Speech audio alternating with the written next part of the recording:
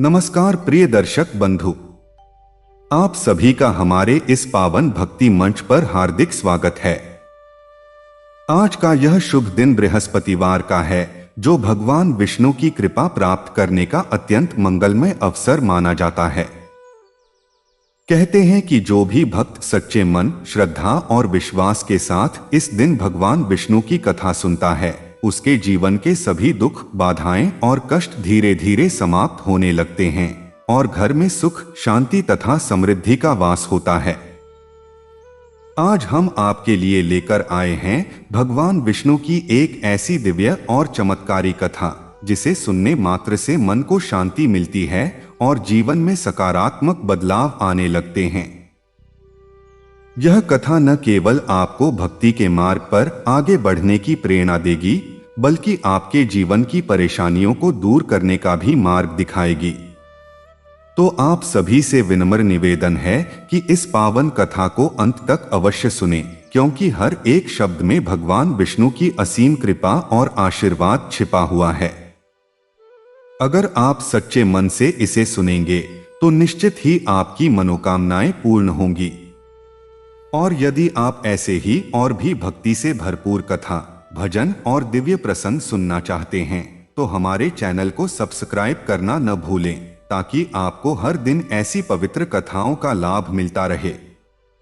तो आइए अब पूरे श्रद्धा भाव के साथ भगवान विष्णु की इस पावन कथा की शुरुआत करते हैं। प्राचीन काल की बात है। सरयू नदी के तट पर स्थित अयोध्या नगरी में एक बहुत ही धर्मपरायण और सत्यवादी राजा रहते थे, जिनका नाम था धर्मरथ। वे प्रजा का पालन पुत्रवत करते थे। उनके राज्य में कोई भूखा नहीं सोता था, कोई असुरक्षित नहीं था। फिर भी राजा के मन में एक गहरी चिंता बनी रहती थी, उनकी कोई संतान नहीं थी। रानी सुशीला भी अत्यंत गुणवान और पतिव्रता थीं, लेकिन वर्षों बीत जाने के बाद भी उनके घर दीप नहीं जला था।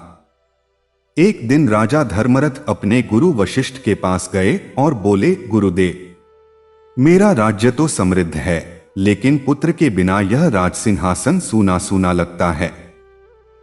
कृपया कोई उपाय बताइए।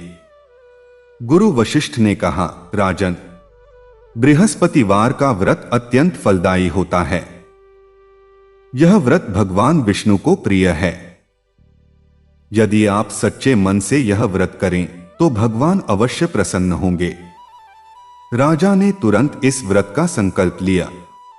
प्रत्येक बृहस्पतिवार को वे स्नान करके पीले वस्त्र धारण करते, पीले चंदन का तिलक लगाते और पीले पुष्पों से भगवान विष्णु की पूजा करते। व्रत कथा सुनते और चने की दाल का प्रसाद बनाकर बांटते। रानी सुशीला भी उनके साथ पूरे विधि विधान से यह व्रत करती। ठीक 1 वर्ष बीत गया। बृहस्पतिवार के व्रत के प्रभाव से रानी गर्भवती हुई। 9 महीने बाद उन्होंने एक कमल के समान सुंदर पुत्र को जन्म दिया। पूरे अयोध्या में खुशियां छा गईं। राजा ने उस बालक का नाम रखा विष्णुसेन। बालक बड़ा हुआ तो अत्यंत बलशाली, विद्वान और धर्मपरायण बना। उसके राज्याभिषेक के कुछ वर्षों बाद ही राजा धर्मरथ ने स्वर्गवास कर लिया। विष्णुसेन सिंहासन पर बैठे। उन्होंने पिता के मार्ग का अनुसरण करते हुए प्रजा का पालन धर्म से किया। विशेष बात यह थी कि उन्होंने बृहस्पतिवार का व्रत नियमपूर्वक जारी रखा। एक बार राज्य में भयंकर सूखा पड़ा। बारिश नहीं हुई, फसलें सूख गईं, प्रजा परेशान हो गई। राजा विष्णुसेन ने जलयात्रा करवाई, हवन करवाए, लेकिन कोई लाभ नहीं हुआ। तब राजा ने स्वयं मंदिर जाकर भगवान विष्णु से प्रार्थना की। उन्होंने मन ही मन निश्चय किया, यदि मेरी प्रजा का कल्याण नहीं हुआ तो मैं इस शरीर को त्याग दूंगा। ठीक उसी रात राजा को स्वप्न आया। भगवान विष्णु प्रकट हुए और बोले, हे राजन, तुम्हारी श्रद्धा और तुम्हारे पिता का बृहस्पतिवार का व्रत मुझे अत्यंत प्रिय है, इसीलिए मैं स्वयं प्रकट हुआ हूं। तुम्हारे राज्य में वर्षा होगी, लेकिन एक शर्त पर, तुम अपने राज्य के सभी नागरिकों को बृहस्पतिवार के व्रत का महत्व बताओ। सबको यह व्रत करने के लिए प्रेरित करो। राजा ने प्रातःकाल उठकर पूरे नगर में ढिंढोरा पिटवा दिया। सभी प्रजाजनों को बृहस्पतिवार का व्रत विधि विधान से कराया गया। फिर क्या था, ठीक अगले बृहस्पतिवार को घनघोर वर्षा हुई।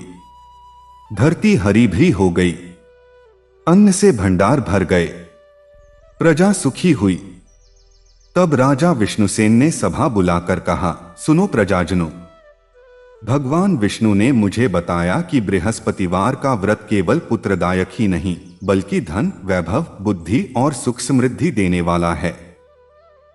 जो भी मनुष्य सच्चे मन से इस दिन पीले वस्त्र धारण कर, पीले फूल चढ़ाकर भगवान विष्णु की पूजा करता है, उसके सारे कष्ट मिट जाते हैं। तभी आकाशवाणी हुई, ब्रह्मा, विष्णु और महेश में जो श्रीहरि विष्णु हैं, उनका वार बृहस्पतिवार है। यह व्रत करने वाले पर मेरी असीम कृपा रहती है। यह व्रत उतना ही फलदायी है जितना सहस्र यज्ञ करना। उस दिन के बाद से अयोध्या में बृहस्पतिवार का व्रत सभी नियम पूर्वक करने लगे। राजा विष्णुसेन ने बुढ़ापे तक राज किया और अंत में भगवान के धाम को प्रस्थान किया। इसलिए प्रिय श्रोता, जो भी सच्चे मन से यह कथा सुनता है और बृहस्पतिवार का व्रत रखता है, उसकी सारी मनोकामनाएं पूर्ण होती हैं। भगवान विष्णु की कृपा से घर में सुख, शांति और समृद्धि आती है। कथा समाप्त हो गई, लेकिन उसका फल और प्रभाव अनंत काल तक बना रहता है। राजा विष्णुसेन के स्वर्गवास के बाद उनका पुत्र वीरसेन सिंहासन पर बैठा। वीरसेन अत्यंत पराक्रमी तो था, किंतु उसे अपने पिता के व्रत उपवास पर बिल्कुल विश्वास नहीं था। वह कहता था, तलवार का बल ही सबसे बड़ा है, फूलपत्ती से क्या होगा। राजगद्दी संभालते ही उसने ढिंढोरा पिटवा दिया, मेरे राज्य में कोई भी बृहस्पतिवार का व्रत नहीं करेगा, न पीले वस्त्र पहनेगा, न पीले पुष्प चढ़ाएगा। जो ऐसा करेगा उसकी जायदाद जब्त कर ली जाएगी और उसे राज्य से निकाल दिया जाएगा। प्रजा डर गई। जिन लोगों ने जीवन भर बृहस्पतिवार का व्रत किया था, वे अब छुप छुप कर रहने लगे। कोई मंदिर के पिछले दरवाजे से जाकर ईश्वर की प्रार्थना करता तो कोई तहखाने में दीप जलाता, लेकिन अधिकतर लोगों ने डर के मारे व्रत करना ही छोड़ दिया। राज्य में केवल एक बूढ़ी ब्राह्मणी थी, यशोदा। उसकी अवस्था लगभग 80 वर्ष की थी। उसका पति स्वर्गवासी हो चुका था, कोई संतान नहीं थी, न ही कोई अपना। वह एक छोटी सी कुटिया में अकेली रहती थी। उसके पास न धन था, न अन्न, न वस्त्र। फिर भी उसके पास एक अमूल्य धन था, भगवान विष्णु पर अटूट श्रद्धा। वह बचपन से ही हर बृहस्पतिवार को व्रत रखती आई थी। चाहे भूखी रहनी पड़े, चाहे फटे वस्त्र पहनने पड़े, उसने कभी यह व्रत नहीं छोड़ा था। जब राजा का ढिंढोरा सुना तो यशोदा के हाथ कांप गए। वह बोली, हे नाथ, मैं आपका त्याग कैसे कर दूं? यह व्रत ही तो मेरी एकमात्र पूंजी है। उसने मन ही मन निश्चय किया, राजा चाहे मेरी कुटिया छीन ले, चाहे मुझे देश से निकाल दे, पर मैं अपने प्रभु का व्रत नहीं छोड़ूंगी। उस बृहस्पतिवार को यशोदा ने प्रातः स्नान किया। उसके पास पीले वस्त्र नहीं थे, तो उसने एक पुराने पीले रुमाल को धोकर अपने सिर पर बांध लिया। पीले फूल नहीं थे, तो उसने अपने आंगन में खिले पीले गेंदे के फूल तोड़े। एक छोटी सी पीली मिट्टी की प्रतिमा बनाकर उसने भगवान विष्णु की पूजा की।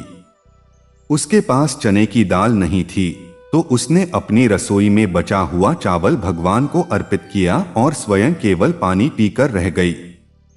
यह बात राजा के जासूसों ने राजा वीरसेन को बता दी।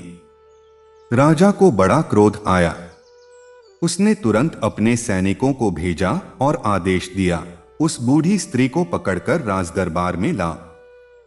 सैनिक यशोदा को खींचते हुए दरबार में ले गए। वीरसेन सिंहासन पर बैठा था। उसकी आंखों में क्रोध की ज्वाला थी। उसने गरज कर कहा, बुढ़िया, क्या तुमने मेरा ढिंढोरा नहीं सुना? क्या तुम नहीं जानती कि बृहस्पतिवार का व्रत करना अपराध है? यशोदा ने डरते हुए नहीं बल्कि निर्भयता से कहा, राजन, मैंने आपका ढिंढोरा सुना है, पर आपका राज्य केवल इस धरती तक है।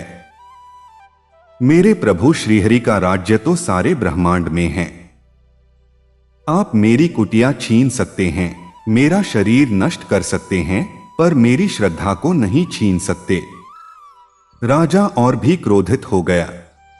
बोला, तुम बड़ी ढीठ हो, तुम्हें राज्य से निकाला जाता है, तुम्हारी सारी जायदाद जब्त की जाती है, और कल सुबह तुम इस नगर की सीमा पार कर चुकी होगी। यशोदा कुछ नहीं बोली। वह उठी और चुपचाप अपनी कुटिया की ओर चल दी। उस रात उसने अपनी छोटी सी गठरी बांधी। सुबह होते ही वह अयोध्या की सीमा पार कर गई। उसके पास न घर था, न रोटी, न पैसा। वह भूखी प्यासी जंगल की राह पकड़ती चली गई। 3 दिन और 3 रात वह बिना कुछ खाए पिए चलती रही। चौथे दिन वह एक घने जंगल में पहुंची। उसके पैरों में छाले हो गए थे, शरीर में दर्द था, आंखों के आगे अंधेरा छाने लगा। वह एक विशाल वटवृक्ष के नीचे गिर पड़ी। उसकी आखिरी सांसें चल रही थीं। तभी आकाश में एक अद्भुत प्रकाश हुआ। वटवृक्ष की डालियां हिलने लगीं। पत्तियों से सोने की वर्षा होने लगी। यशोदा ने अपनी धुंधली आंखों से देखा, भगवान विष्णु 4 भुजाओं सहित पीतांबर धारण किए, शंख चक्र गदा पद्म लिए उसके सामने खड़े थे। साथ में देवी लक्ष्मी भी थीं। भगवान मुस्कुरा रहे थे। यशोदा ने कांपते हाथ जोड़े, हे प्रभु, क्या मैं स्वप्न देख रही हूं? भगवान विष्णु बोले, नहीं यशोदा, तुम स्वप्न नहीं देख रही हो। मैं वही हूं जिसके लिए तुमने भूख प्यास सही, जिसके लिए तुमने अपना घर बार छोड़ा, जिसके लिए तुमने राजा के क्रोध को मोल लिया। तुम्हारी श्रद्धा ने मुझे बांध लिया है। मैं दूध मिश्री के भोग से नहीं बल्कि सच्ची श्रद्धा से प्रसन्न होता हूं। यशोदा की आंखों से खुशी के आंसू बह निकले। उसने कहा, प्रभु, मुझे कुछ नहीं चाहिए, बस आपके दर्शन मिल गए, यही मेरे जीवन की सबसे बड़ी कमाई है। भगवान बोले, तुम अभी जीवित रहोगी, और केवल जीवित ही नहीं बल्कि सुख समृद्धि से रहोगी। यह वटवृक्ष तुम्हारा निवास होगा। जो कोई भी इस वृक्ष के नीचे आकर बृहस्पतिवार के व्रत की कथा सुनेगा और पीले पुष्प अर्पित करेगा, उसकी मनोकामना पूर्ण होगी। इतना कहकर भगवान अंतर ध्यान हो गए। वटवृक्ष के नीचे एक सुंदर मंदिर स्वयं प्रकट हो गया। चारों ओर पीले पुष्प बिखर गए। एक स्वर्णकलश पानी से भरा रखा था। यशोदा ने उस जल से स्नान किया तो उसका शरीर निरोग हो गया। उसके आसपास फल फूलों से भरे वृक्ष आ गए।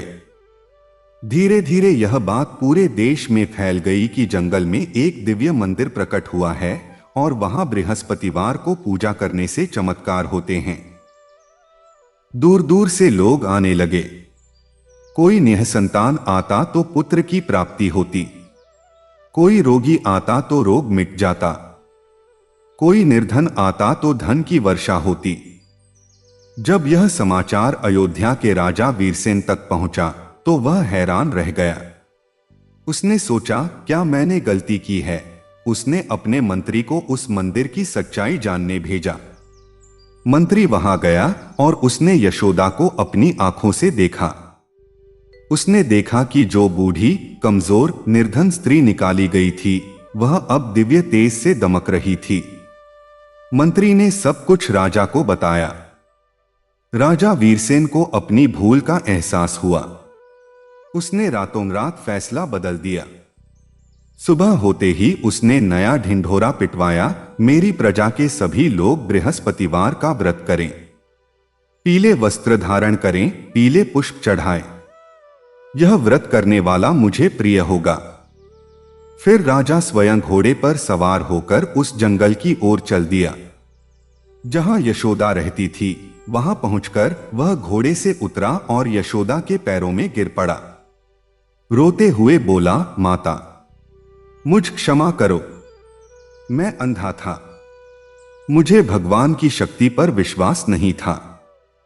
आज तुमने मेरी आंखें खोल दी। यशोदा ने उसे उठाया और आशीर्वाद दिया, बेटा, भगवान विष्णु सबके मन की बात जानते हैं। उन्हें क्रोध नहीं, केवल प्रेम चाहिए। तुम सच्चे मन से यदि एक बार भी बृहस्पतिवार का व्रत कर लो तो तुम्हारा सब कल्याण हो जाएगा। राजा वीरसेन ने वापस लौटकर न केवल व्रत किया बल्कि पूरे राज्य में बृहस्पतिवार के व्रत का महोत्सव मनाया। राज्य में अन्न, धन, सुख की कोई कमी नहीं रही। वीरसेन के बाद उसके वंशजों ने भी यह व्रत जारी रखा और उस वटवृक्ष के नीचे बना मंदिर आज भी भगवान विष्णु की कृपा का जीता जागता प्रमाण है। कहते हैं कि जो कोई भी सच्चे मन से बृहस्पतिवार के दिन यह कथा सुनता है और उस दिन पीले पुष्प, पीले वस्त्र, पीले अन्न से भगवान विष्णु की पूजा करता है, उसके जीवन के सारे कष्ट मिट जाते हैं। भगवान स्वयं उसकी रक्षा करते हैं। यह कथा समाप्त हुई पर इसका फल अनंत काल तक बना रहता है। उस घटना के बाद अयोध्या में सुख शांति का ऐसा दौर आया कि लोग मुश्किल से ही याद कर पाते थे कि कभी सूखा पड़ा था, कभी राजा का व्रत पर रोक लगाने का आदेश था। राजा वीरसेन अब स्वयं हर बृहस्पतिवार को प्रातः स्नान करके पीले वस्त्र धारण करते, पीले चंदन का तिलक लगाते और राजमहल के मंदिर में जाकर घंटे घड़ियाल बजाकर भगवान विष्णु की आरती उतारते। उनकी रानी विद्यावती भी उनके साथ यह व्रत करती। रानी बड़ी ही विदुषी और दयालु स्त्री थीं, पर उनके मन में एक बात हमेशा उद्वेग पैदा करती रहती थी, राजा वीरसेन को अभी तक कोई पुत्र नहीं हुआ था। राजा के पास तो राज्य था, धन था, यश था, पर वंश का दीपक जलाने वाला कोई नहीं था। रानी विद्यावती ने एक बृहस्पतिवार को पूजा के बाद राजा से कहा, स्वामी, आपने स्वयं देखा है कि बृहस्पतिवार के व्रत का कितना महत्व है। बूढ़ी यशोदा ने इसी व्रत के बल पर दिव्यता प्राप्त की। मेरे पिता ने मुझे बताया था कि इस व्रत में एक विशेष कथा भी सुनाई जाती है जिसे सुनने से हर मनोकामना पूरी होती है। क्या आप वह कथा जानते हैं? राजा ने कहा, मैंने तो केवल यह सुना है कि व्रत करना चाहिए, पर उससे जुड़ी गहरी कथा से मैं अपरिचित हूं। आखिर यह व्रत कैसे अस्तित्व में आया? इसे किसने सबसे पहले किया? यह जानना भी आवश्यक है। रानी बोली, तो फिर कल ही बृहस्पतिवार है, हम दोनों उस वटवृक्ष के नीचे माता यशोदा के पास चलें। वे हमें यह कथा सुनाएंगी। राजा को यह बात अच्छी लगी। दूसरे दिन प्रातः ही राजा और रानी सादे वस्त्र पहनकर बिना किसी धूमधाम के घोड़े पर सवार होकर उस जंगल की ओर चल पड़े। जंगल घना था, पर उस वटवृक्ष के आसपास का क्षेत्र अब धीरे धीरे एक छोटे से तीर्थस्थल में बदल चुका था। लोग दूर दूर से आते थे। राजा और रानी ने देखा कि वहां एक छोटा सा सरोवर बन गया था जिसका पानी साफ और नीला था। सरोवर के किनारे पीले कमल खिले हुए थे। वटवृक्ष की डालियां इतनी फैली हुई थीं कि वे एक विशाल छतरी बनाती थीं। वृक्ष के नीचे संगमरमर का एक सुंदर मंदिर बन गया था जिसके गर्भगृह में भगवान विष्णु की पीले पत्थर की मूर्ति विराजमान थी। मूर्ति के दोनों ओर देवी लक्ष्मी और भूदेवी थीं और मंदिर के ठीक सामने एक छोटी सी कुटिया में माता यशोदा रहती थीं, जो अब किसी देवी से कम नहीं लगती थीं। उनके शरीर से एक अलौकिक तेज निकलता था। उनके चेहरे पर झुर्रियां तो थीं, पर आंखों में एक अद्भुत चमक थी, जैसे उन्होंने स्वयं भगवान को देखा हो। राजा वीरसेन और रानी विद्यावती ने माता यशोदा के चरण स्पर्श किए। यशोदा ने उन्हें आशीर्वाद दिया और पूछा, बेटा, तुम यहां क्यों आए हो? तुम्हारा राज्य तो सुखी है, फिर क्या चाहिए? राजा ने कहा, माता, हम सब कुछ पाकर भी अधूरे हैं। हमें संतान सुख नहीं है। हम बृहस्पतिवार के व्रत की संपूर्ण विधि और उससे जुड़ी मूल कथा सुनना चाहते हैं, जो इस व्रत की आत्मा है। यशोदा ने अपनी आंखें मूंद लीं, मानो वह सदियों पीछे चली गई हों। फिर उन्होंने आंखें खोलीं और एक मधुर गंभीर स्वर में कहना शुरू किया, सुनो राजन, यह कथा बहुत पुरानी है। यह उस समय की है जब इस धरती पर केवल ऋषिमुनि रहते थे और देवता तथा असुर दोनों ही मनुष्यों के बीच विचरण करते थे। उस युग में एक बहुत बड़ा युद्ध हुआ था देवताओं और असुरों के बीच। युद्ध हजारों वर्षों तक चला। दोनों तरफ के सैनिक मारे जाते थे, फिर से जीवित हो जाते थे। ऐसा क्यों होता था? क्योंकि देवताओं के गुरु बृहस्पति और असुरों के गुरु शुक्राचार्य दोनों ही मृतकों को पुनर्जीवित करने की विद्या जानते थे। देवता बार बार मरते और बृहस्पति उन्हें जीवित कर देते। असुर बार बार मरते और शुक्राचार्य उन्हें जीवित कर देते। यह क्रम चलता ही रहता। अंततः दोनों पक्ष थक गए।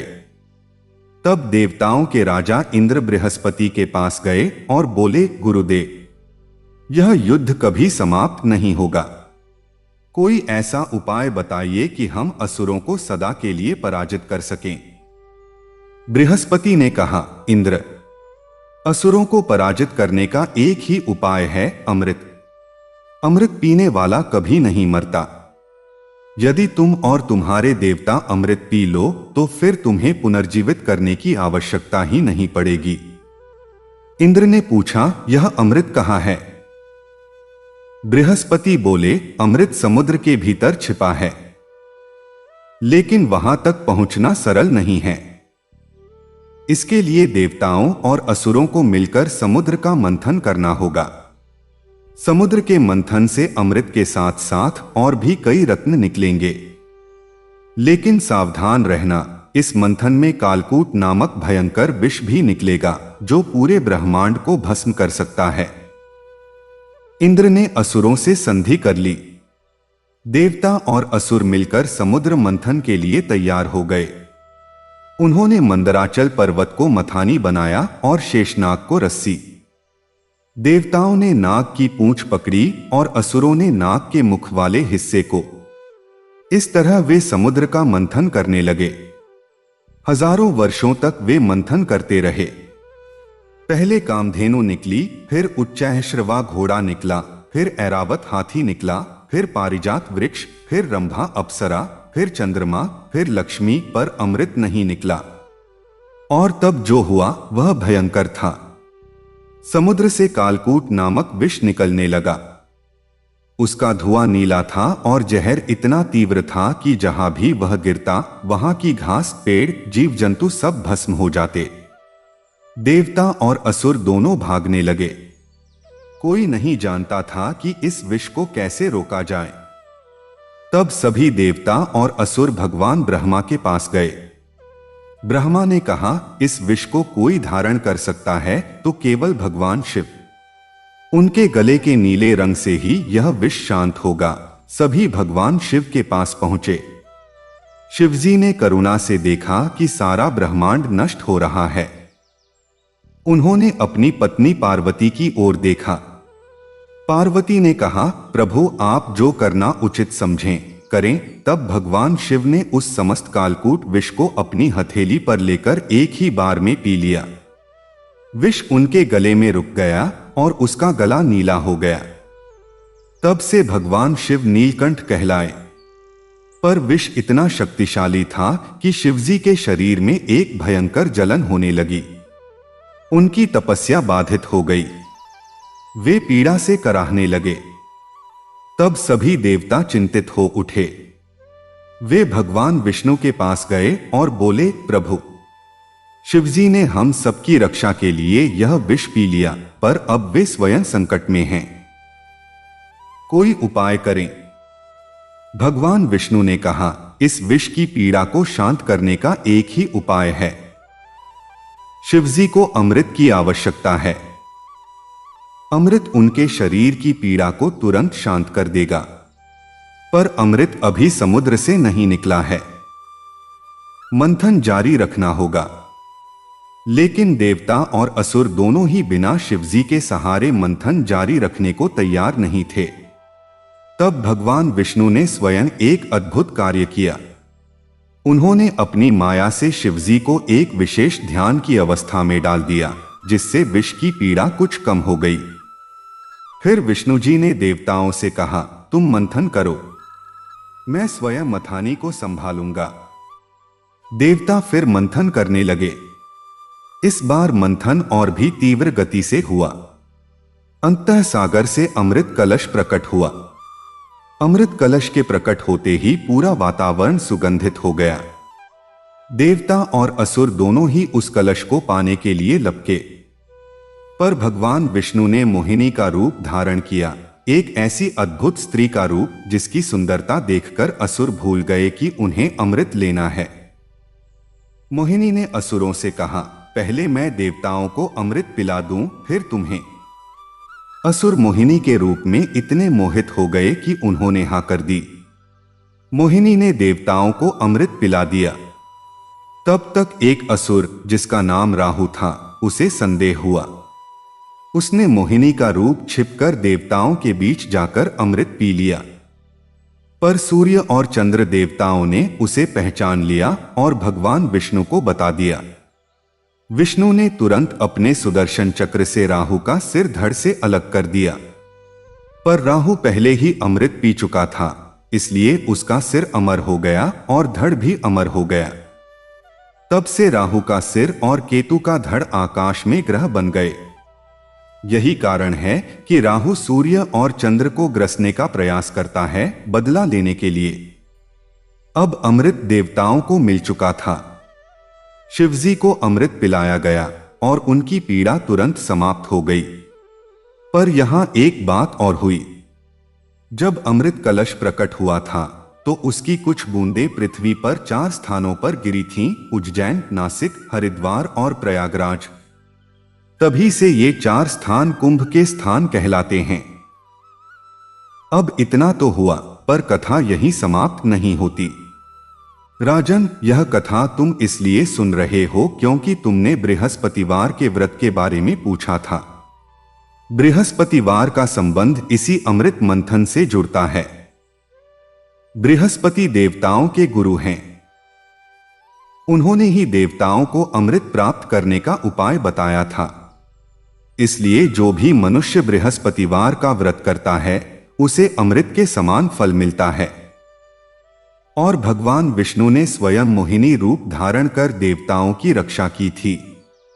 इसलिए यह व्रत विष्णु जी को अत्यंत प्रिय है। पर राजा वीरसेन, अभी तुमने कथा का केवल आधा ही भाग सुना है। इस व्रत की असली महिमा तो अभी बाकी है। उस समय की बात है जब इस व्रत को किसी मनुष्य ने नहीं बल्कि एक गाय ने किया था। हां, हैरान मत हो। एक गाय ने बृहस्पतिवार का व्रत किया और उसके प्रभाव से वह गाय क्या बनी, यह सुनकर तुम्हारी आंखें खुली की खुली रह जाएंगी। यह घटना त्रेता युग की है। सरयू के तट पर एक ग्वाला रहता था जिसके पास 100 गायें थीं। उनमें से एक गाय थी सुरभि। वह बहुत ही सुंदर, नम्र और दूध देने वाली थी। ग्वाला उससे बहुत प्रेम करता था। पर एक दिन ग्वाला बीमार पड़ गया। उसकी पत्नी ने सोचा, पति की दवा के लिए पैसे चाहिए, सुरभि गाय को बेच देते हैं। उसने सुरभि को एक व्यापारी को बेच दिया। व्यापारी उस गाय को ले गया और उससे दूध निकालकर मिठाई बनाने लगा। पर सुरभि को अपने पुराने मालिक की बहुत याद आती थी। वह दूध नहीं देती थी। व्यापारी ने गुस्से में उसे एक ऋषि के आश्रम के पास छोड़ दिया। उस आश्रम में एक बहुत बड़े तपस्वी रहते थे, ऋषि शांडिल्य।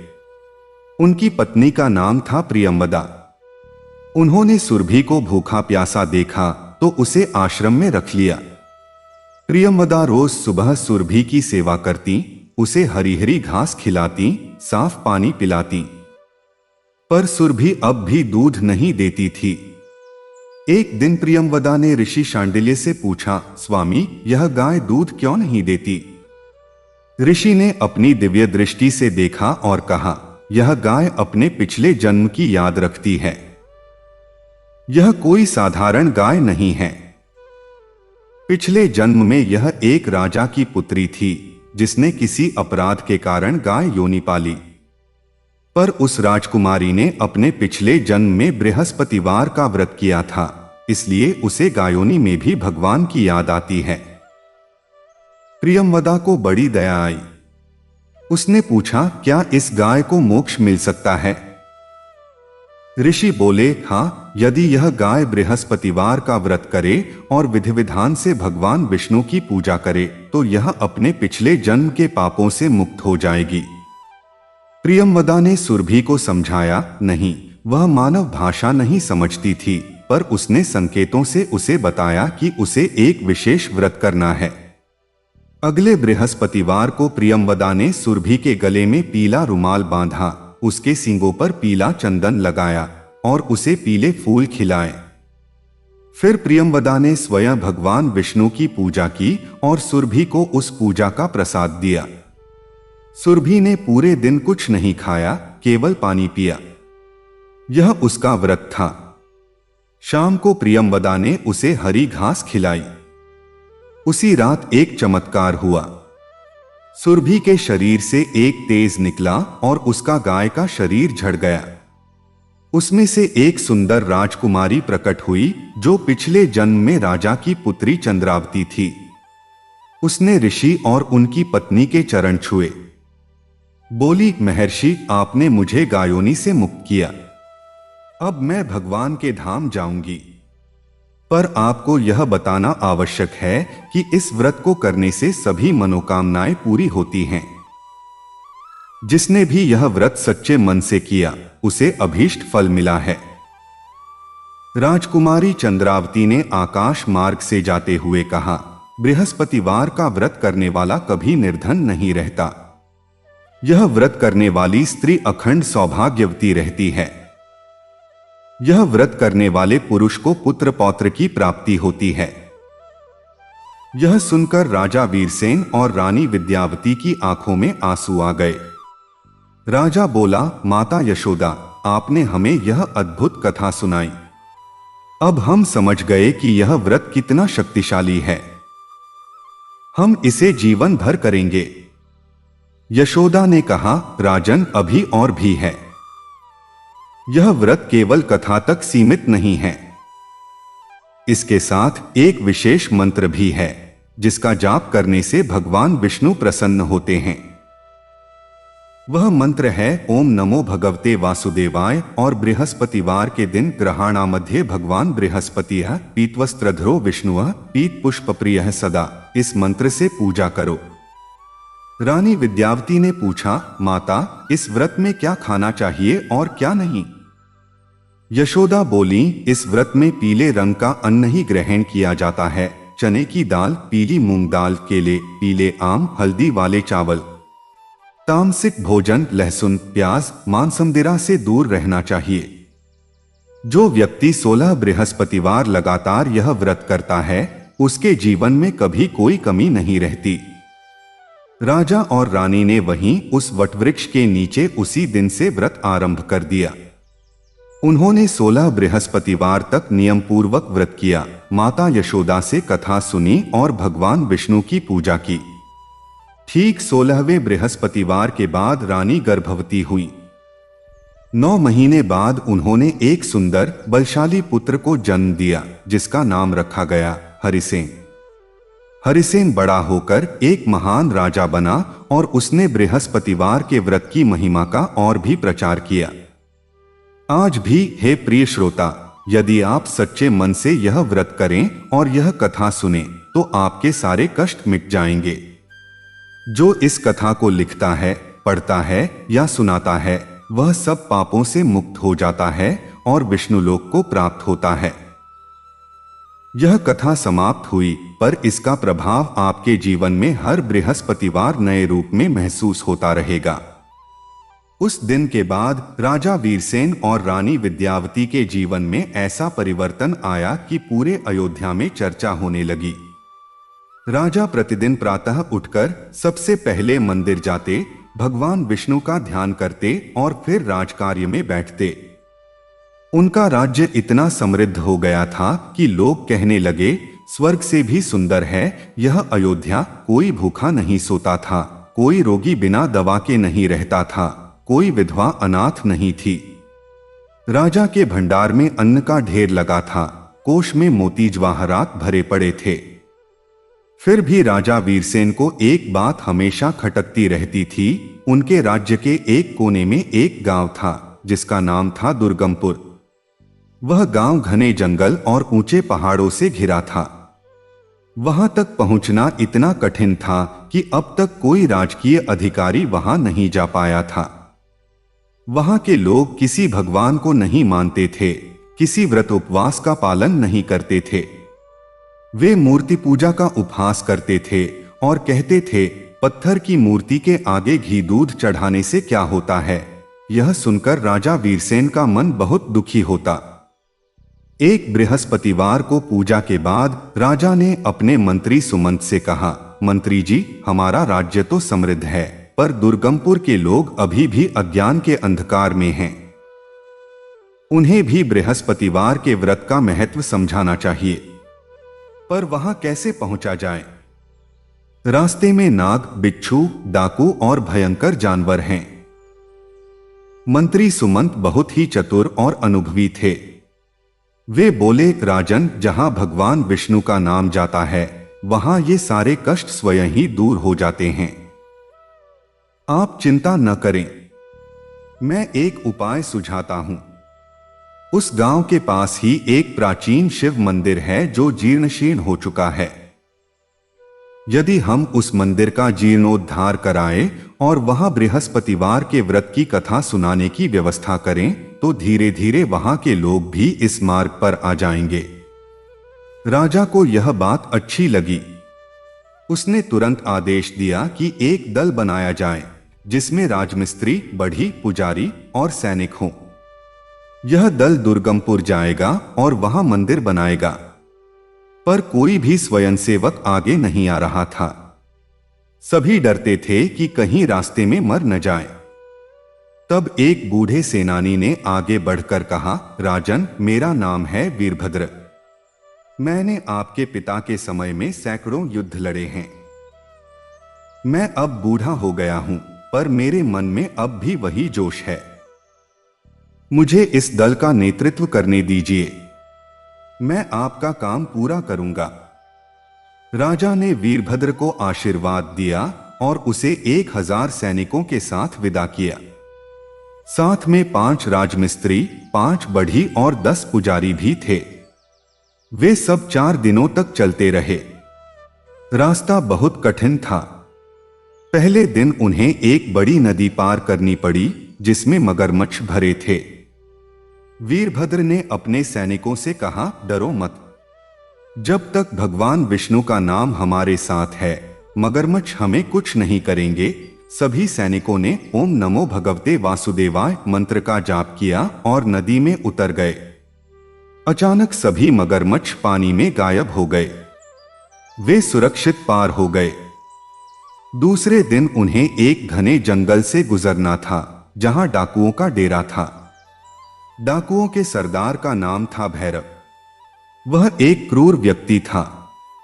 उसने अपने 100 डाकुओं के साथ उस दल को घेर लिया। भैरव ने कहा, तुम सब अपने हथियार छोड़ दो और सब कुछ दे दो, नहीं तो जान से मार दूंगा। वीरभद्र आगे बढ़ा। उसने कहा, भैरव, हम लड़ने नहीं आए हैं, हम एक मंदिर बनाने जा रहे हैं। तुम हमें जाने दो। हम तुम्हें कुछ दे सकते हैं पर हथियार नहीं छोड़ेंगे। भैरव हंसा, बूढ़े, तू मुझे सिखाएगा? देखता नहीं मैं 100 हूं और तुम लोग कुछ अधिक नहीं हो। तभी वीरभद्र ने अपनी झोली से एक पीली मूर्ति निकाली, भगवान विष्णु की छोटी सी प्रतिमा। उसने उसे जमीन पर रखा और उसके सामने हाथ जोड़कर कहा, हे प्रभु, अब आप ही हमारी रक्षा कीजिए। जैसे ही उसने यह कहा, आकाश में भयंकर गर्जना हुई। घने बादल छा गए, बिजली चमकी और अचानक एक ऐसा तूफान आया कि सबकी आंखें बंद हो गईं। जब हवा शांत हुई और सबने आंखें खोलीं, तो देखा कि भैरव और उसके सभी डाकू जमीन पर बैठे हुए थे। उनके हाथ जुड़े हुए थे और वे कांप रहे थे।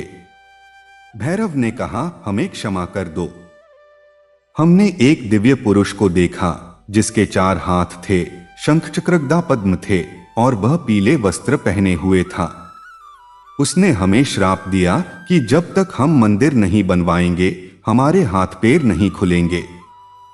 वीरभद्र ने कहा, यह स्वयं भगवान विष्णु थे। वे कहते हैं कि जो भी उनके मंदिर के काम में मदद करता है, उसके सब पाप मिट जाते हैं। तुम लोग भी हमारे साथ चलो और मंदिर बनाने में हाथ बंटाओ। भैरव और उसके 100 डाकू तुरंत तैयार हो गए। अब वे सब एक साथ दुर्गमपुर की ओर चल दिए। तीसरे दिन उन्हें एक बहुत ऊंचा पहाड़ पार करना था। पहाड़ इतना खड़ा था कि उस पर चढ़ना नामुमकिन लग रहा था, पर वीरभद्र ने हिम्मत नहीं हारी। उसने सबसे पहले भगवान विष्णु का नाम लिया और चढ़ने लगा। बाकी लोग भी उसके पीछे पीछे चढ़ने लगे। 3 घंटे की कठिन चढ़ाई के बाद वे पहाड़ की चोटी पर पहुंचे। वहां से उन्होंने देखा, दूर घाटी में एक छोटा सा गांव बसा था। वही था दुर्गमपुर। जब वे गांव में उतरे तो गांव के लोग हैरान रह गए। उन्होंने कभी इतने सारे लोगों को एक साथ आते नहीं देखा था। गांव के मुखिया का नाम था दुर्योधन, जो बहुत ही अहंकारी और नास्तिक था। उसने कहा, तुम लोग कौन हो? यहां क्या करने आए हो? वीरभद्र ने कहा, हम अयोध्या के राजा वीरसेन के भेजे हुए हैं। हम यहां एक प्राचीन शिव मंदिर का जीर्णोद्धार करने आए हैं और बृहस्पतिवार के व्रत की महिमा बताने आए हैं। दुर्योधन जोर से हंसा, यहां कोई मंदिर नहीं है, कोई भगवान नहीं है। तुम लोग झूठे हो, यहां से चले जाओ, नहीं तो हम तुम पर पत्थर बरसाएंगे। वीरभद्र शांत रहा। उसने कहा, हम नहीं जाएंगे, हम यहां रहेंगे और मंदिर बनाएंगे। तुम चाहे पत्थर बरसाओ, चाहे कुछ करो।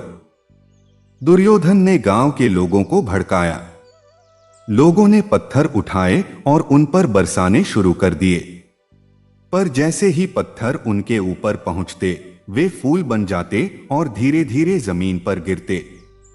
लोग हैरान रह गए।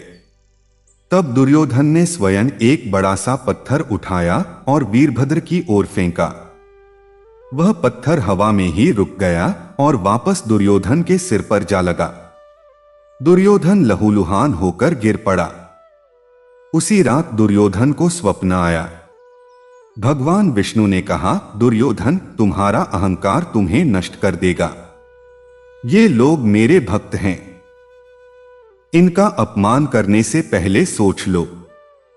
यदि तुमने इन्हें मंदिर बनाने दिया और स्वयं भी बृहस्पतिवार का व्रत किया, तो तुम्हारा कल्याण होगा। दुर्योधन डर गया। सुबह उठते ही वह वीरभद्र के पैरों पर गिर पड़ा और बोला, मुझे क्षमा कर दो। मैं अंधा था, मैंने स्वप्न में भगवान को देखा। अब मैं सब कुछ करूंगा जो तुम कहोगे। वीरभद्र ने उसे उठाया और कहा, पहले काम पर लग जाओ। अब सभी लोग, राजमिस्त्री, बढ़ी, सैनिक, डाकू और गांव के लोग सब मिलकर मंदिर बनाने में जुट गए। कुछ ही दिनों में वह प्राचीन शिव मंदिर नए रूप में बनकर तैयार हो गया। मंदिर के ठीक सामने उन्होंने भगवान विष्णु का एक छोटा सा मंदिर भी बना दिया, जिसमें पीले पत्थर की मूर्ति स्थापित की गई। वीरभद्र ने घोषणा की, अब प्रत्येक बृहस्पतिवार को यहाँ विशेष पूजा होगी और बृहस्पतिवार के व्रत की कथा सुनाई जाएगी। पहले बृहस्पतिवार को बहुत कम लोग आए। धीरे धीरे लोगों की रुचि बढ़ने लगी। दुर्योधन ने सबसे पहले व्रत किया। वह बहुत ही अमीर आदमी था। उसके पास सैकड़ों भैंसें और गायें थीं, खेत थे, मकान थे। पर व्रत करने के बाद उसके जीवन में और भी अधिक समृद्धि आ गई। उसके खेतों में इतनी फसल होती कि वह बेच भी नहीं पाता। उसने सोचा, यह व्रत सचमुच चमत्कारी है। धीरे धीरे पूरे गांव में यह व्रत फैल गया। जो लोग बीमार थे वे स्वस्थ हो गए। जो निःसंतान थे उन्हें संतान मिली। जो कंगाल थे वे समृद्ध हो गए। गांव का नाम दुर्गमपुर अब सौभाग्यपुर हो गया, क्योंकि अब वहां सौभाग्य ही सौभाग्य था। जब यह समाचार राजा वीरसेन तक पहुंचा तो वे बहुत प्रसन्न हुए। उन्होंने वीरभद्र को बुलाया और पूछा, बताओ तुम्हें क्या इनाम चाहिए। वीरभद्र ने कहा, राजन, मुझे कोई इनाम नहीं चाहिए। मैं आपके पिता के समय से सेवा कर रहा हूं। मैंने देखा है कि जहां भगवान विष्णु का नाम लिया जाता है वहां सारी विपत्तियां मिट जाती हैं। यही मेरे लिए सबसे बड़ा इनाम है। मैं केवल इतना चाहता हूं कि मेरी अंतिम सांस अयोध्या में ही निकले और मैं मरते समय भी भगवान का नाम लेता रहूं। राजा ने वीरभद्र को गले लगा लिया। कुछ वर्षों बाद जब वीरभद्र की मृत्यु हुई तो राजा ने स्वयं उसकी चिता को मुखाग्नि दी। कहते हैं कि वीरभद्र की चिता से पीले फूलों की सुगंध आई और उसकी अस्थियों के साथ पीले मोती भी मिले। यह भगवान विष्णु की असीम कृपा थी। अब कथा के इस भाग को सुनकर आप सोच रहे होंगे कि क्या यह व्रत केवल संतान और धन के लिए ही है। नहीं, ऐसा नहीं है।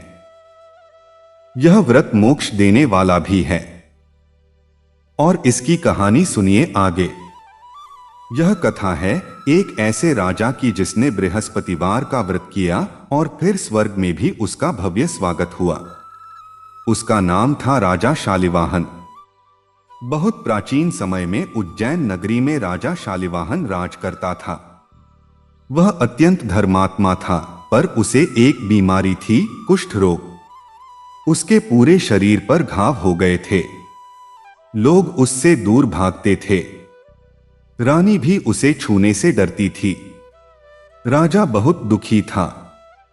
उसने हजारों वैद्यों को बुलाया, लाखों दवाइयां खाईं, पर कोई लाभ नहीं हुआ। तब उसने एक सन्यासी से सलाह मांगी। सन्यासी ने कहा, राजन, तुम्हारा यह रोग तुम्हारे पिछले जन्म के पापों का फल है। तुमने पिछले जन्म में एक ब्राह्मण की हत्या की थी। इस पाप से मुक्त होने का एक ही उपाय है, 16 बृहस्पतिवार का व्रत करो और प्रत्येक बृहस्पतिवार को कुष्ठ रोगियों को पीले वस्त्र दान करो। राजा शालिवाहन ने यह व्रत शुरू किया। हर बृहस्पतिवार को वह स्नान करता, पीले वस्त्र पहनता, भगवान विष्णु की पूजा करता, कथा सुनता और फिर कुष्ठ रोगियों को पीले वस्त्र, पीला अन्न और पीले फूल दान करता। वह स्वयं कुष्ठ रोग से पीड़ित था, फिर भी वह दूसरे रोगियों की सेवा करता। 3 महीने बीत गए। चौथे महीने एक बृहस्पतिवार को जब वह पूजा कर रहा था, उसके शरीर के घावों से एक अद्भुत सुगंध आने लगी। उसने अपने हाथ देखे, घाव भर चुके थे। उसकी त्वचा सोने की तरह चमकने लगी। वह पूर्ण रूप से स्वस्थ हो गया। राजा शालिवाहन ने उस दिन पूरे उज्जैन में दावत रखी। सभी को पीले रंग का भोजन कराया गया, केसरिया चावल, चने की दाल, पीले केले और खीर। सभी ने राजा को आशीर्वाद दिया, पर राजा का मन अब भी अशांत था। वह सोचता था, मैंने बृहस्पतिवार का व्रत करके रोग से मुक्ति तो पा ली, पर क्या मुझे मोक्ष मिलेगा? क्या मैं भगवान के धाम में जा सकूंगा? एक दिन राजा को स्वप्न आया।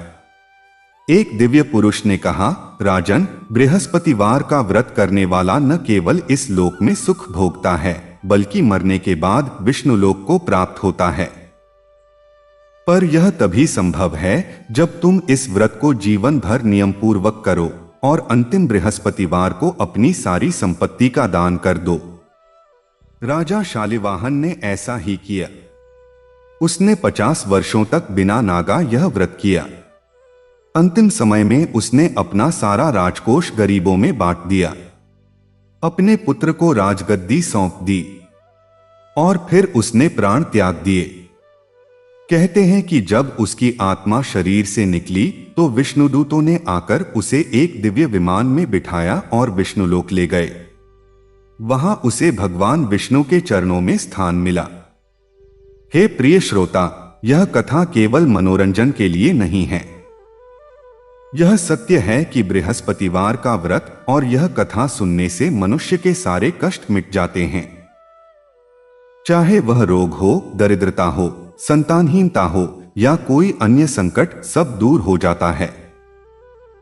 इसलिए जो कोई भी इस कथा को सच्चे मन से सुनता है उसे भगवान विष्णु की असीम कृपा प्राप्त होती है। और जो इस कथा को दूसरों को सुनाता है वह तो मानो भगवान का सबसे बड़ा भक्त है। उस दिन के बाद राजा शालिवाहन की कीर्ति तीनों लोकों में फैल गई। देवता भी उसके भक्तिभाव को सुनकर आश्चर्यचकित हो गए। पर कथा अभी और आगे बढ़ती है। यह कथा सिर्फ राजाओं की ही नहीं है बल्कि साधारण मनुष्यों की भी है। और अब मैं आपको एक ऐसी कहानी सुनाता हूं जो बताती है कि कैसे एक गरीब ब्राह्मण ने बृहस्पतिवार के व्रत के प्रभाव से अपना जीवन बदल दिया। उज्जैन से कुछ दूर एक छोटा सा गांव था जिसका नाम था अमरपुर। वहां एक गरीब ब्राह्मण रहता था जिसका नाम था देवदत्त। उसके पास न तो घर था, न जमीन, न गाय, न बैल। वह एक छोटी सी झोंपड़ी में रहता था जिसकी छत टपकती थी, दीवारों में दरारें थीं। उसकी पत्नी का नाम था सुमित्रा। दोनों किसी तरह भिक्षा मांगकर अपना पेट पालते थे। उनके 3 बच्चे थे, 2 बेटियां और 1 बेटा। सब नंगे ढंग घूमते थे। सर्दी में बच्चे ठंड से कांपते थे, गर्मी में प्यास से बेहाल हो जाते थे। फिर भी देवदत्त के मन में भगवान के प्रति कोई शिकायत नहीं थी। वह रोज सुबह उठकर स्नान करता, अपनी झोंपड़ी में बनी भगवान शिव की छोटी सी मूर्ति के सामने बेलपत्र चढ़ाता और कहता, हे प्रभु, जो दिया है उसी में संतोष है। एक बार बृहस्पतिवार का दिन था। देवदत्त अपनी पत्नी से बोला, सुमित्रा, आज बृहस्पतिवार है। मैंने सुना है कि इस दिन भगवान विष्णु की पूजा करने से सारे कष्ट मिट जाते हैं। चलो आज हम व्रत रखते हैं। सुमित्रा हंसी, प्राणनाथ, व्रत रखने के लिए कुछ खाने को भी तो चाहिए। आज तो हमारे पास रात के खाने के लिए भी कुछ नहीं है। बच्चे भूख से बिलबिला रहे हैं। हम व्रत रखेंगे तो और कमजोर हो जाएंगे। देवदत्त ने कहा, भगवान पर भरोसा रखो।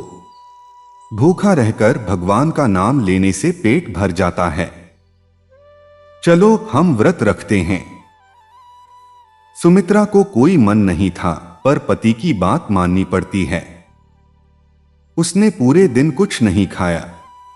न घर में पीले फूल थे, न पीले वस्त्र, न पीला चंदन। तो देवदत्त ने अपने आंगन में खिले पीले जंगली फूल तोड़े। उसने एक पीली मिट्टी ली और उससे भगवान विष्णु की प्रतिमा बनाई। एक पुराने पीले कपड़े का टुकड़ा उसने भगवान को अर्पित किया। उसके पास चने की दाल नहीं थी तो उसने कुछ पीले चावल चुराकर, हाँ, उसने चुराया नहीं, उसने किसी के खेत से गिरे हुए चावल के दाने बीन लिए थे। उन्हें भगवान को अर्पित किया और फिर स्वयं कुछ नहीं खाया। शाम को उसने कथा सुनी अपने ही मन में। उसने सोचा, भगवान सब जगह हैं, उन्हें कथा सुनाने के लिए पंडित की जरूरत नहीं है। उसने अपने बच्चों को बुलाया और उन्हें भगवान विष्णु की कथा सुनाई। बच्चे भूखे थे पर कथा सुनकर उन्हें अजीब शांति मिली। रात हुई, सब सो गए। देवदत्त को नींद नहीं आ रही थी। वह सोच रहा था, हे प्रभु, मैंने तुम्हारा व्रत किया, अब तुम ही बताओ, कल सुबह मैं अपने बच्चों का मुंह क्या दिखाऊंगा। इतना सोचते सोचते उसे नींद आ गई। स्वप्न में उसने देखा भगवान विष्णु प्रकट हुए। उनके साथ देवी लक्ष्मी भी थीं। भगवान मुस्कुरा रहे थे। उन्होंने कहा, देवदत्त, मैं तुम्हारी श्रद्धा से अति प्रसन्न हूं। तुम्हारे पास कुछ नहीं था, फिर भी तुमने मुझे पीले फूल चढ़ाए। तुमने मेरी कथा सुनाई। यह मुझे सोने चांदी के भोग से भी अधिक प्रिय है। कल सुबह जब तुम उठोगे तो तुम्हारी झोंपड़ी के सामने एक पीपल का पेड़ उगा हुआ होगा। उस पेड़ के नीचे खुदाई करना। स्वप्न टूटा। सुबह देवदत्त उठा तो उसकी आंखें फटी की फटी रह गईं। रात भर में उसकी झोंपड़ी के ठीक सामने एक विशाल पीपल का पेड़ उग आया था। उसकी छाव इतनी घनी थी कि पूरा आंगन ढक गया था। देवदत्त ने उस पेड़ के नीचे खुदाई शुरू की। खुदाई करते करते उसे एक बड़ा सा पीला पत्थर मिला। उसने उसे उठाया तो पत्थर के नीचे एक मिट्टी का घड़ा था। घड़ा इतना भारी था कि वह उसे अकेले नहीं उठा सकता था। उसने अपनी पत्नी को बुलाया। दोनों ने मिलकर घड़ा उठाया। घड़ा खुला तो उसके अंदर सोने के सिक्कों का ढेर था, पीले सोने के। चारों तरफ पीली रोशनी फैल गई। देवदत्त घबरा गया। वह बोला, सुमित्रा, यह सब हमारे लिए नहीं है। यह तो किसी राजा का खजाना होगा। हमें इसकी सूचना राजा को देनी चाहिए। सुमित्रा बोली, आप पागल हैं? भगवान ने स्वप्न में दिया है तो यह आपका है। राजा को क्यों बताएं? देवदत्त नहीं माना। वह तुरंत राजा के पास गया और बोला, महाराज, मेरी झोंपड़ी के सामने मुझे सोने का एक घड़ा मिला है। वह आपका है। आप ले लीजिए। राजा हैरान रह गया। उसने कहा, ब्राह्मण देव, यह तो आपका ही है। मैं कैसे ले सकता हूं? जमीन के नीचे जो मिलता है वह जमीन के मालिक का होता है और वह जमीन आपकी है। देवदत्त ने कहा, महाराज, मैं तो उस जमीन का मालिक नहीं हूं। मैं केवल वहां रहता हूं। जमीन तो राज्य की है। राजा को देवदत्त की ईमानदारी पर बहुत प्रसन्नता हुई। उसने कहा, ठीक है, तो मैं यह करता हूं। उस जमीन का आधा भाग मैं आपको उपहार में देता हूं और आधा राज्य का रहेगा। पर उस घड़े का आधा सोना आपका और आधा मेरा। देवदत्त ने हां कर दी। उस आधे सोने से उसने एक सुंदर मकान बनवाया, गायें खरीदी, खेत लिए और अपने बच्चों को पढ़ाने के लिए विद्वान ब्राह्मण रखे। पर वह भूला नहीं कि यह सब किसकी कृपा से मिला है। उसने हर बृहस्पतिवार को व्रत रखना जारी रखा। अब उसके पास धन था तो वह पीले वस्त्र पहनता, पीले फूल चढ़ाता, पीले चंदन का तिलक लगाता और दूसरे गरीब ब्राह्मणों को भी भोजन कराता। एक बार उसके गांव में भयंकर अकाल पड़ा। बारिश नहीं हुई। सब कुछ सूख गया। लोग परेशान हो गए। उनके पास खाने को अनाज नहीं था। देवदत्त के पास अभी भी कुछ अनाज बचा था। उसने अपना सारा अनाज गरीबों में बांट दिया। जब अनाज समाप्त हो गया तो उसने अपनी गायें बेचकर अनाज मंगवाया और बांटा। जब वह भी समाप्त हो गया तो उसने अपना मकान बेच दिया और उस पैसे से अनाज मंगवाकर बांटा। अब वह फिर उसी झोंपड़ी में रहने लगा जहां पहले रहता था। उसकी पत्नी ने कहा, आपने सब कुछ बांट दिया, अब हम फिर से भिखारी हो गए। देवदत्त ने कहा, हम भिखारी कभी थे ही नहीं। हम तो भगवान के भंडार के रखवाले हैं। जो हमें मिला वह सब भगवान का था। अब भगवान फिर देंगे। चलो आज फिर बृहस्पतिवार का व्रत करते हैं। उसने फिर वैसे ही व्रत किया, बिना किसी सामग्री के, केवल श्रद्धा से। उसी रात फिर स्वप्न आया। भगवान विष्णु ने कहा, देवदत्त, तुमने वह धन सही जगह खर्च किया। तुमने अपने सुख के लिए नहीं बल्कि दूसरों के दुख मिटाने के लिए उस धन का उपयोग किया। यही सच्चा व्रत है। अब तुम्हारे पास उतना धन होगा कि तुम जीवन भर किसी को भिक्षा मांगते नहीं देखोगे। सुबह उठा तो देखा, पीपल के पेड़ के नीचे फिर घड़ा था, पर इस बार उसमें सोने के सिक्के नहीं बल्कि नवरत्न थे। हीरा, पन्ना, पुखराज, नीलम, माणिक, मोती, प्रवाल, गोमेद, वैदूर्य। उनकी कीमत का कोई आकलन नहीं था। देवदत्त ने इस बार कुछ नहीं बांटा। उसने वह रत्न रख लिए, पर उन्हें तिजोरी में नहीं बंद किया। उसने उन रत्नों का उपयोग अपने गांव को समृद्ध बनाने में किया। उसने एक विद्यालय खोला, एक अस्पताल खोला, एक मंदिर बनवाया और एक बावली बनवाई जिसमें साल भर पानी रहता था। गांव फिर से हरा भरा हो गया।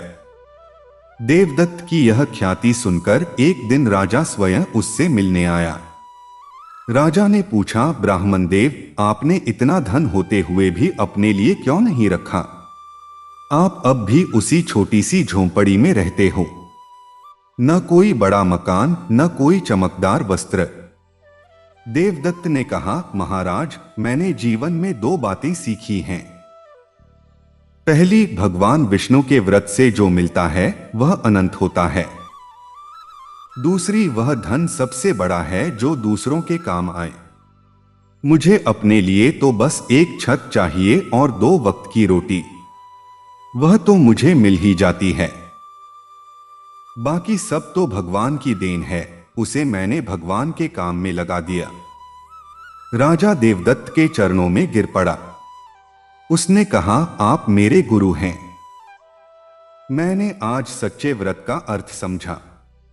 व्रत का अर्थ केवल उपवास करना नहीं है, बल्कि अपने अहंकार, अपने स्वार्थ, अपने लोभ का उपवास करना है। उस दिन के बाद से राजा भी देवदत्त के साथ बैठकर बृहस्पतिवार का व्रत करने लगा। धीरे धीरे पूरे राज्य में यह व्रत इतना फैल गया कि कोई भी घर ऐसा नहीं बचा जहां बृहस्पतिवार को पीले वस्त्र न पहने जाते हों। गरीब और अमीर में कोई फर्क नहीं रह गया था। सब एक समान भगवान की पूजा करते थे। देवदत्त के जीवन की यह कथा बताती है कि बृहस्पतिवार के व्रत का कोई छोटा या बड़ा नहीं होता। जिसके पास जितनी श्रद्धा होती है, भगवान उसे उतना ही देते हैं। देवदत्त के पास कुछ नहीं था, फिर भी उसने पूरा व्रत किया। और जब उसके पास सब कुछ हो गया, तब भी उसने अहंकार नहीं किया। यही सच्चा भक्त है। अब इस कथा के अगले भाग में हम यह सुनेंगे कि कैसे बृहस्पतिवार के व्रत का प्रभाव केवल मनुष्यों पर ही नहीं बल्कि देवताओं पर भी होता है। और यह कथा है इंद्र और वृत्रासुर की। वृत्रासुर नामक एक भयंकर दैत्य ने देवताओं को परास्त कर दिया और स्वर्ग पर अधिकार कर लिया। इंद्र को अपनी गद्दी छोड़नी पड़ी। वह एक गुफा में छिपकर रहने लगा। सभी देवता तितर बितर हो गए। तब इंद्र ने अपने गुरु बृहस्पति से सलाह मांगी। बृहस्पति ने कहा, इंद्र, तुम्हारा अहंकार तुम्हारा शत्रु है। तुमने एक बार एक ऋषि का अपमान किया था, इसीलिए तुम्हें यह दंड मिला है। अब एक ही उपाय है, बृहस्पतिवार का व्रत करो। इंद्र ने कहा, गुरुदेव, मैं देवताओं का राजा हूं। मैं व्रत करूंगा तो लोग क्या कहेंगे? बृहस्पति ने कहा, जो अपने अहंकार को नहीं छोड़ सकता वह भगवान को नहीं पा सकता। तुम्हें निर्णय लेना है। इंद्र ने व्रत किया। उसने एक पीला वस्त्र धारण किया, पीले फूल चढ़ाए और भगवान विष्णु से प्रार्थना की, हे प्रभु, मुझे वृत्रासुर से मुक्ति दो। भगवान विष्णु ने प्रकट होकर कहा, इंद्र, वृत्रासुर को कोई भी नहीं मार सकता, क्योंकि उसने ब्रह्मा से वरदान पाया है कि उसे कोई अस्त्र शस्त्र नहीं मार सकता। पर एक ही उपाय है, वृत्रासुर के शरीर में सतोगुण, रजोगुण और तमोगुण तीनों हैं। यदि तुम तीनों गुणों को एक साथ जगा दो तो उसका शरीर फट जाएगा। पर इसके लिए तुम्हें एक अद्भुत अस्त्र बनाना होगा जो वज्र कहलाएगा। वह वज्र दधीची ऋषि की हड्डियों से बनेगा। इंद्र दधीची ऋषि के पास गया। ऋषि ने कहा, मेरी हड्डियां तुम ले सकते हो, पर एक शर्त पर, तुम बृहस्पतिवार के व्रत का प्रचार पूरे ब्रह्मांड में करोगे। इंद्र ने हाँ कर दी। ऋषि ने समाधि लगाई और अपना शरीर त्याग दिया। उनकी हड्डियों से विश्वकर्मा ने वज्र बनाया। इंद्र ने वृत्रासुर पर वज्र से प्रहार किया। वृत्रासुर का शरीर फट गया, पर उसके मुंह से एक अद्भुत वाणी निकली, इंद्र, तुमने मुझे मारा, पर मैं अमर हूं। मैं फिर जन्म लूंगा और तुम्हें परेशान करूंगा। इंद्र ने कहा, तब तक मैं बृहस्पतिवार का व्रत करूंगा और भगवान विष्णु की कृपा से तुम हर बार पराजित होगे। तभी से यह मान्यता है कि बृहस्पतिवार का व्रत करने वाले को किसी भी शत्रु का भय नहीं रहता। चाहे वह शत्रु कोई दैत्य हो, कोई मनुष्य हो या कोई बीमारी, सब परास्त हो जाते हैं। हे प्रिय श्रोता, अब आप समझ गए होंगे कि बृहस्पतिवार का व्रत कितना महान है। इस व्रत की कथा सुनने से मनुष्य के सारे पाप धुल जाते हैं, सारे कष्ट मिट जाते हैं और जीवन में सुख समृद्धि का आगमन होता है। जो इस कथा को सुनता है वह कभी निर्धन नहीं होता। जो इस कथा को लिखता है उसे विद्या की देवी सरस्वती का आशीर्वाद मिलता है। जो इस कथा को पढ़ता है उसकी बुद्धि तीक्ष्ण हो जाती है और जो इस कथा को दूसरों को सुनाता है वह भगवान विष्णु के सबसे प्रिय भक्तों में गिना जाता है। इसलिए प्रत्येक बृहस्पतिवार को यह कथा अवश्य सुनें। भगवान विष्णु की पीले पुष्पों से पूजा करें, पीले वस्त्र धारण करें और पीला भोजन ग्रहण करें। आपके जीवन का हर बृहस्पतिवार एक नए उत्सव की तरह होगा। भगवान आपकी सभी मनोकामनाएं पूर्ण करेंगे। और अब इस कथा के समापन पर मैं आपको यही आशीर्वाद देता हूं कि आपका जीवन सुख, शांति और समृद्धि से भरा रहे। ओम नमो भगवते वासुदेवाय। हरि ओम। बहुत समय पहले की बात है, एक नगर में एक अत्यंत गरीब ब्राह्मण रहता था। वह भगवान विष्णु का परम भक्त था, लेकिन उसके जीवन में अत्यधिक दरिद्रता थी। दिन भर वह भिक्षा मांगता और जो कुछ मिलता उसी से अपना और अपनी पत्नी का पालन करता। उसकी पत्नी भी बहुत सरल और धर्मपरायण थी, परंतु गरीबी के कारण वह अक्सर दुखी हो जाती थी। एक दिन ब्राह्मण की पत्नी ने कहा, आप प्रतिदिन भगवान की पूजा करते हैं, फिर भी हमारे जीवन में इतनी कठिनाइयां क्यों हैं? ब्राह्मण ने शांत स्वर में कहा, भगवान विष्णु की कृपा कभी व्यर्थ नहीं जाती, हमें धैर्य रखना चाहिए। उसी समय एक वृद्ध साधु उनके द्वार पर आए। ब्राह्मण ने उन्हें आदरपूर्वक बैठाया और जो थोड़ा बहुत अन्न था वह उन्हें भोग के रूप में अर्पित किया। साधु उनके सेवा भाव से अत्यंत प्रसन्न हुए। उन्होंने कहा, हे ब्राह्मण, तुम्हारी भक्ति सच्ची है, परंतु यदि तुम बृहस्पतिवार का व्रत विधि विधान से करोगे तो तुम्हारे जीवन के सभी दुख समाप्त हो जाएंगे। साधु ने उन्हें व्रत की विधि बताई। बृहस्पतिवार के दिन प्रातः स्नान करके पीले वस्त्र धारण करें, भगवान विष्णु की पूजा करें, पीले फूल, चने की दाल और गुड़ अर्पित करें और व्रत कथा का श्रवण करें। इस दिन नमक का त्याग करें और केवल एक समय भोजन करें। ब्राह्मण और उसकी पत्नी ने उसी दिन से बृहस्पतिवार का व्रत प्रारंभ कर दिया। वे पूरी श्रद्धा और नियम से भगवान विष्णु की पूजा करने लगे। कुछ ही समय में उनके जीवन में चमत्कारिक परिवर्तन आने लगा। उनके घर में धन धान्य की वृद्धि होने लगी और धीरे धीरे उनकी गरीबी समाप्त हो गई। एक दिन नगर का राजा उस ब्राह्मण के घर आया और उसकी समृद्धि देखकर आश्चर्यचकित रह गया। उसने ब्राह्मण से पूछा, तुम्हारी इस उन्नति का रहस्य क्या है? ब्राह्मण ने विनम्रता से कहा, यह सब भगवान विष्णु की कृपा और बृहस्पतिवार के व्रत का फल है। राजा ने भी यह व्रत करना शुरू कर दिया। धीरे धीरे पूरे नगर में यह व्रत प्रचलित हो गया और सभी लोग सुखी एवं समृद्ध हो गए। इस कथा से हमें यह शिक्षा मिलती है कि सच्ची श्रद्धा और नियम से किया गया व्रत कभी व्यर्थ नहीं जाता। भगवान विष्णु अपने भक्तों की हर मनोकामना पूर्ण करते हैं और उनके जीवन से दुखों का नाश करते हैं। जो भी श्रद्धा और विश्वास के साथ बृहस्पतिवार का व्रत करता है, उसके जीवन में कभी धन की कमी नहीं होती, परिवार में सुख शांति बनी रहती है और हर कार्य में सफलता प्राप्त होती है।